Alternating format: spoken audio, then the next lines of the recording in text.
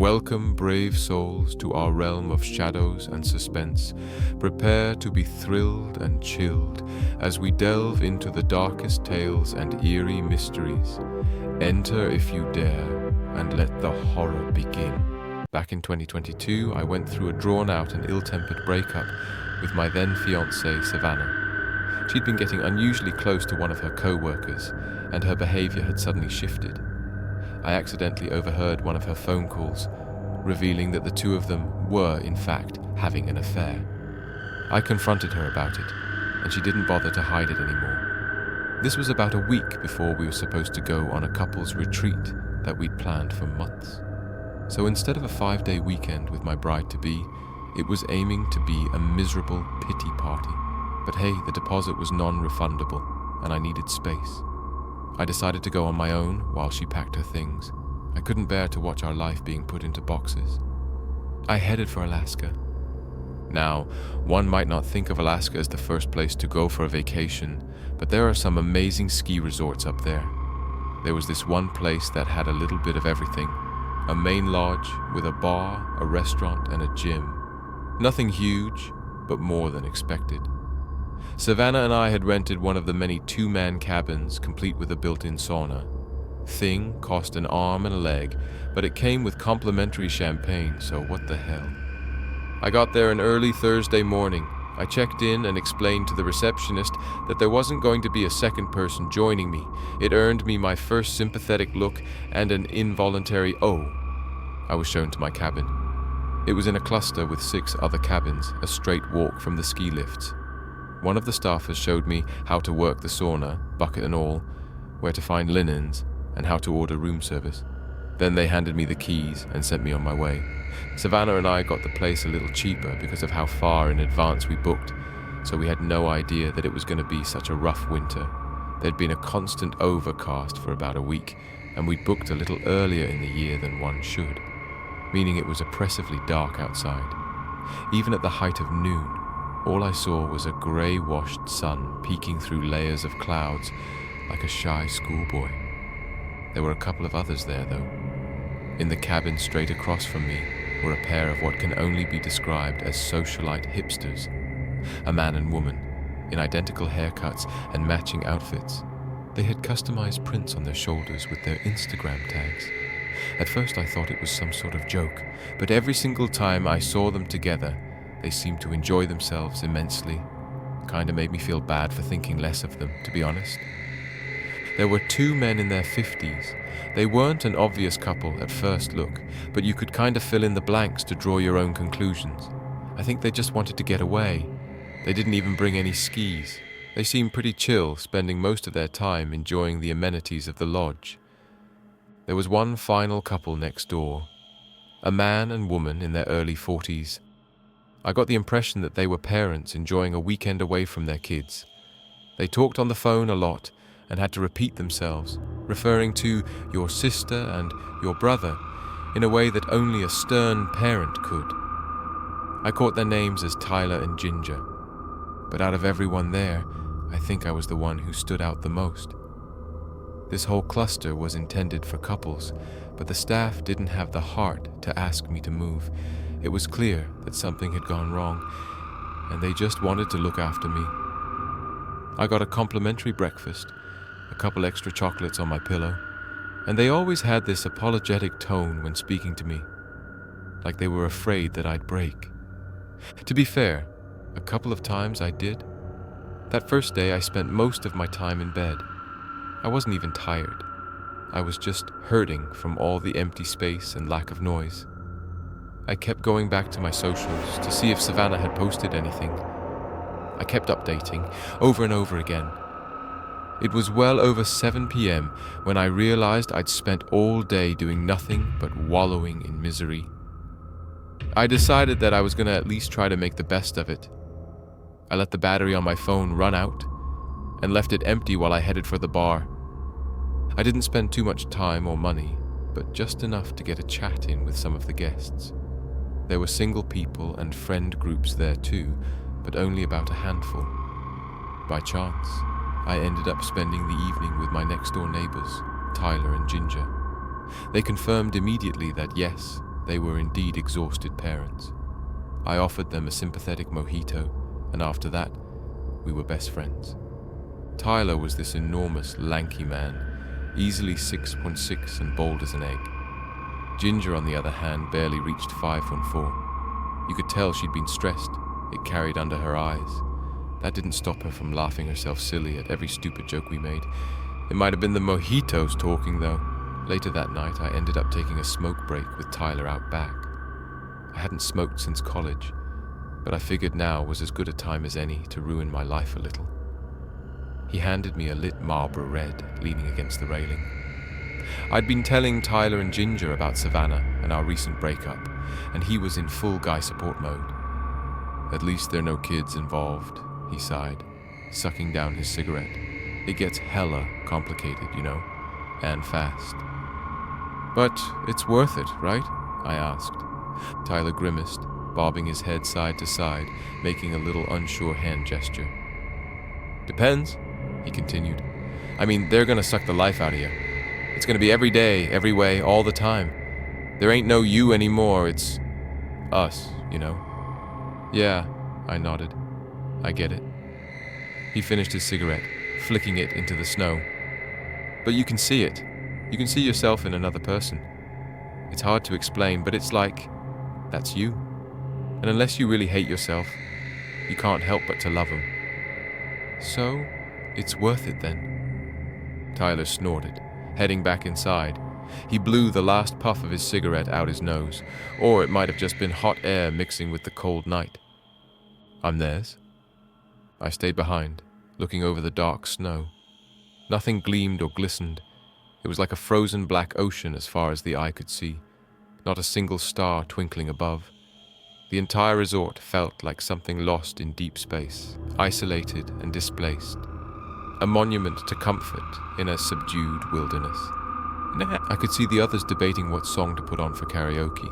They were going to drag me up there eventually too. I didn't mind that much.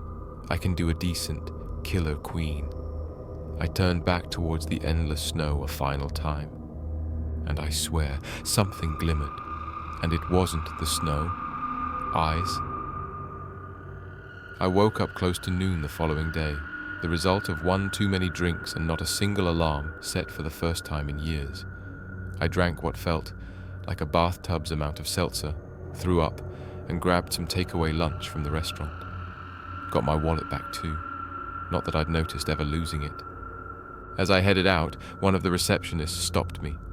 She gently grabbed my arm, excusing herself. "Did you see a woman here last night?" she asked. "About 5'7", dark eyes, blonde hair." "No, was she here with anyone?" "That's what we're trying to figure out." She smiled. "We think there's an unregistered guest. She's not your missing +1, is she?" I shook my head, causing a temporary motion sickness. I reassured her that I hadn't seen anyone matching that description and promised to let her know if I did. It was strange.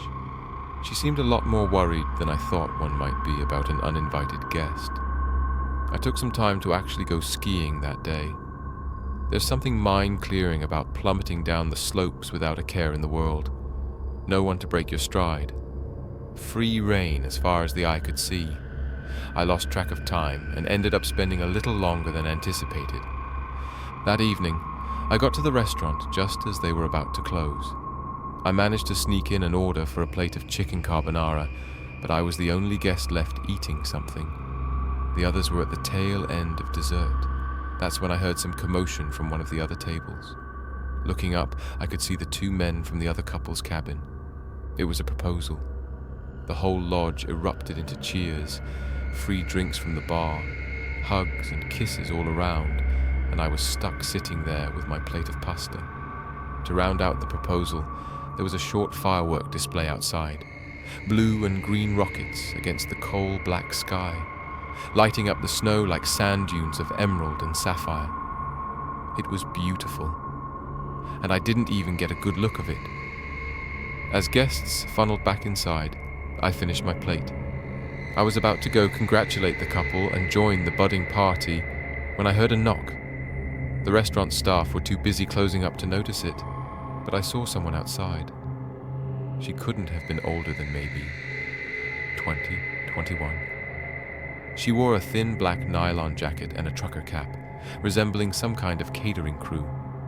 She gave me a little hand wave, pointing to the door. "You mind letting me in?" "Sure, yeah."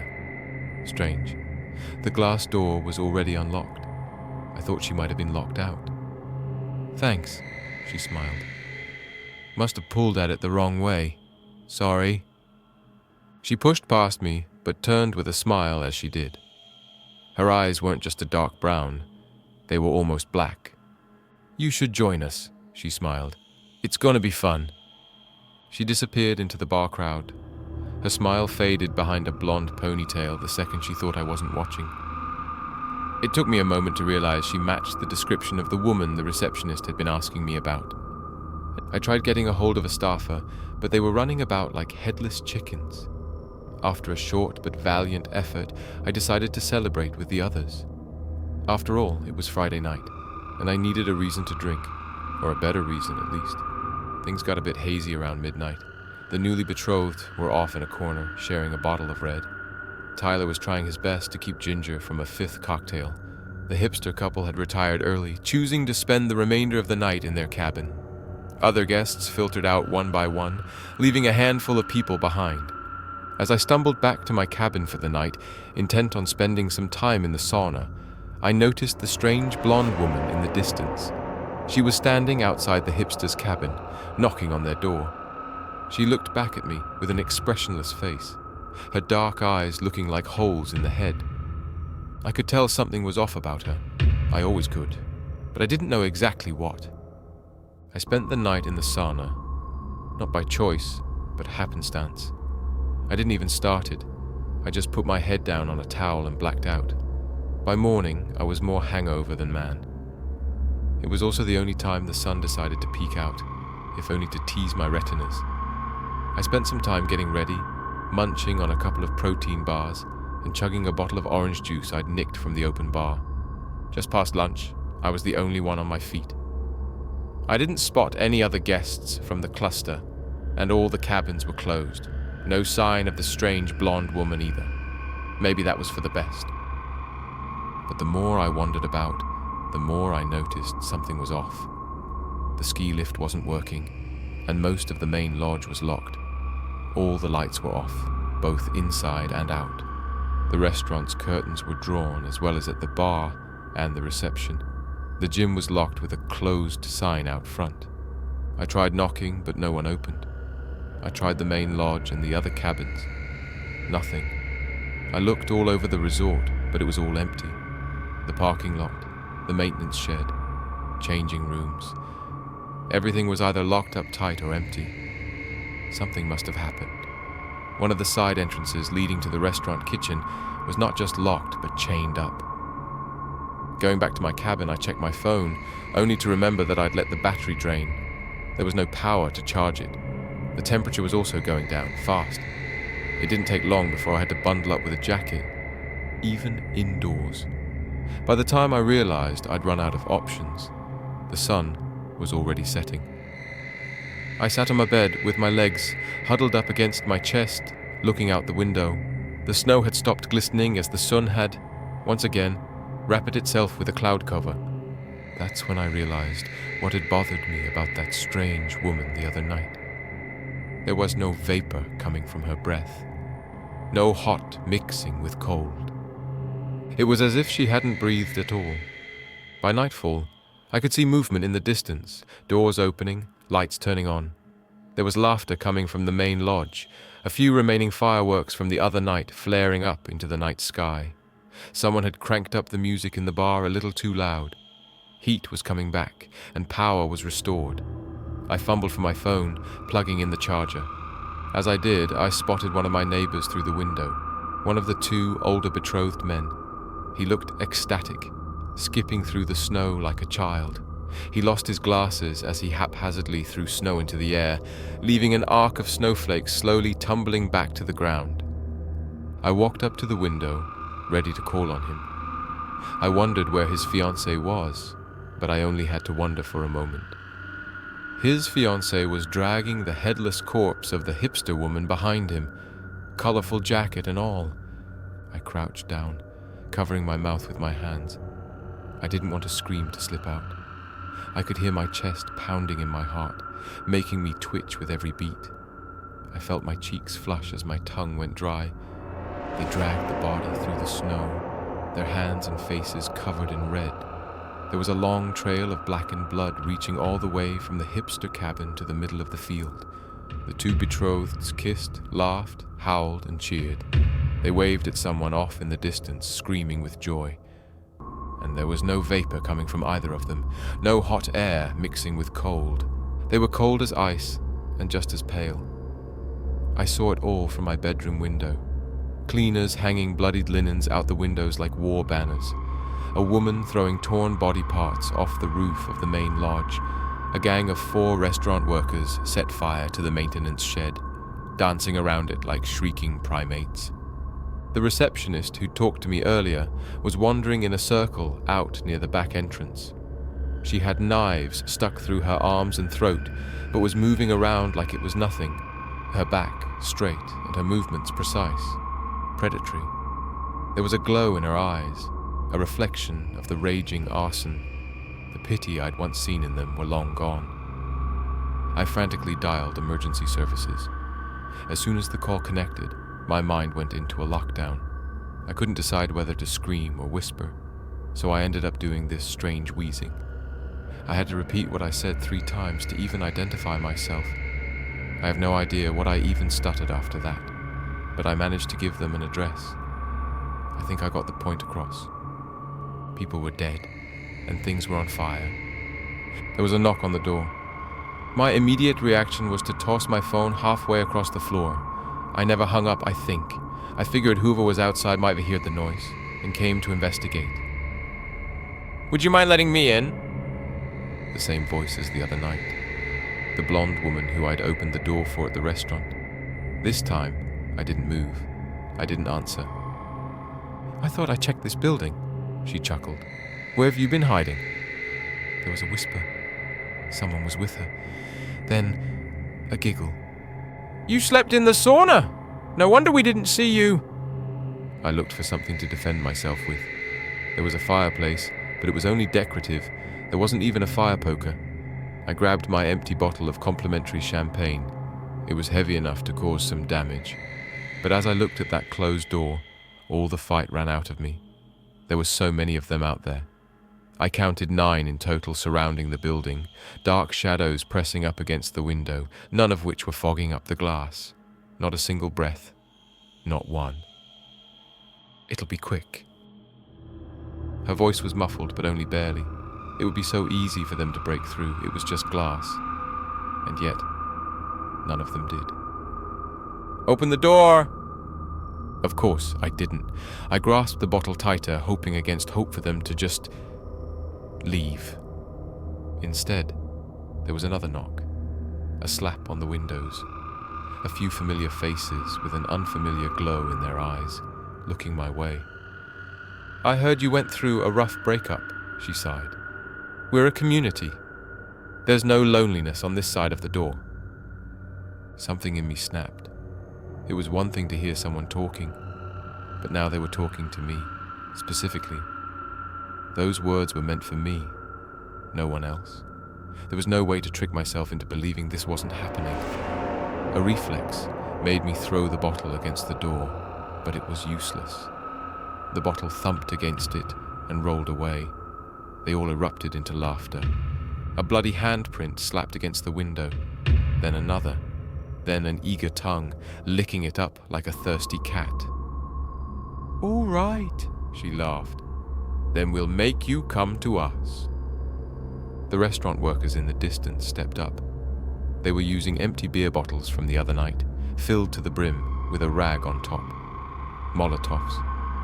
I didn't have time to go for my phone, and I couldn't leave. The first place I could think of was the sauna. It was at least heat resistant. It could buy me some time. I hurried into the sauna as the first heat wave pushed the door shut. Bottles were being thrown through the windows, shattering against the bedroom floor. They cheered, singing a scream rendition of "London Bridge" at the top of their lungs. Blood-curdling falsettos, 6 bottles, one by one, added to an inferno. The smoke was already billowing into the sauna, staining my lungs. There was no option left. I had to get out. I'd die if I didn't.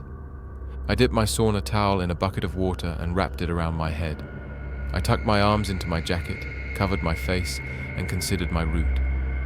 The shortest way was the window facing the rear, a sharp turn to the left, and then straight forward. I plotted it. I envisioned it. And as laughter drowned in the crackling flames, I felt my tears grow warm, and I ran. One step outside, and there was already something on me sizzling. Pain on my shoulders, like a searing sunburn. I could feel my skin flaking.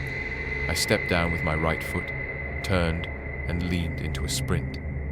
It wasn't a conscious decision. I wasn't as much running as falling with purpose, and as I crashed through the window and air surged out around me, I threw myself into the snow by force of body weight alone. I didn't stop. Stopping meant death. Instead, I kept sprinting forward in a pace that knocked the breath in and out of my lungs like a piston. I threw the towel off my face, feeling the chill night air burn against my exposed shoulders. I was burned, but I couldn't stop to check how badly. Most of them were too busy howling and cheering to even care. Some of them were occupied with suckling on something raw and bloody. Others were too busy enjoying each other's company. Some of them were pointing my direction. One of them fired a gun, but the shot went wild. There was only one that remained focused and calculated. This wasn't a game to her. This was survival. I made my way around the side of the main lodge, following a blood-spattered trail in the snow. The ground was cluttered with miscellaneous furniture thrown from the second-floor window. I could see breathless faces peering out at me, but they didn't seem to care. Maybe they thought I was one of them. Maybe they thought they'd already won. Maybe they had. As I rounded the corner to the parking lot, I saw a familiar face. Ginger. She was perched on the hood of a car in nothing but her underwear, barefoot, with the bloodied remains of Tyler splayed out in front of her. There were no tears in her eyes, just a blank-faced 1,000-yard stare. She was holding up his left leg, licking an open wound clean as she pressed and prodded the dead veins for blood to squirt. A crazy idea went through my head as I grabbed a handful of snow and stuck it into my mouth. I tried to calm my breathing as I stepped into her vision. Hiding my breath might trick her long enough to gain some distance. There was visible confusion on her face, maybe a hint of recognition. The snow kept my breath from turning to mist, making me look just as breathless as the rest of them. Ginger looked me dead in the eye as her face contorted into a snarl. "He's mine! Mine!" she shrieked. "He's all mine!" She observed every step I took. She sucked air into her lungs as if to make herself look larger, making an uncanny reverse hissing noise. There was no vapor coming from her breath as she exhaled. There was no chase. She already had her meal, like a house cat eating a Saint Bernard. I had to get out of there. There had to be something I could do other than to run blind into the wilderness. By the south corner of the main lodge, there was a pile of clothes. They smelled of turpentine, but no one had lit them on fire just yet. Maybe they wanted to add more to it before they did. I stuck my hands in there, letting the chemicals sting my open wounds. Rustling through discarded shirts and pants, some of which still had limbs attached, I managed to find a set of car keys. I held onto it for dear life, thanking whatever gods may be for the little blue sunflower keychain I'd felt at the top of my fingertips. The keys lead me to a camper van. There was a small picture of the 2 betrothed men above the glove box. Since I'd seen them out in the field, I figured I had some time before they came looking for it. I put the keys in the ignition, and my heart froze. There was a knock on the driver's side door. This is hardly a fitting domicile. Her. I fumbled the keys, trying to get the thing to start. The camper van was probably older than me, and I'm not good with driving stick, but I didn't have much choice. "Invite me." That's just it, isn't it?" I cried. You can't do it. You can't come in." "You want to bet?" "Yeah," I nodded. Yeah, let's bet. Let's do it. I was just buying time. The moment the engine roared to life, I stepped on the gas. A bloodied hand squeaked against the window as I took a hard right turn, making the tires slip on the gravelled road. I saw it all in the rearview mirror. The fires and a gathering crowd. Some of them waved goodbye. Some cheered. All of them rejoiced, together, breathless. By the time I got to a nearby town, fire trucks had already passed me by. Once I talked to the police, they seemed to already know the story. To them, there'd been reports of arson, several casualties, about 8 in total. They had people on site investigating, but the people I'd seen out there celebrating a massacre, they were never reported as victims or suspects. In fact, they were seemingly just innocent bystanders. I have kept my eye on this for years. Some of the firemen who got to the resort that night have permanently switched to night shifts. Most of those who survived that night have mysteriously vanished from social media, but they still pop up in posts, very much alive and kicking. I've seen people who look suspiciously similar to Ginger and the 2 betrothed men. They didn't fake their deaths or disappear. They just made themselves socially invisible, slipped into the background.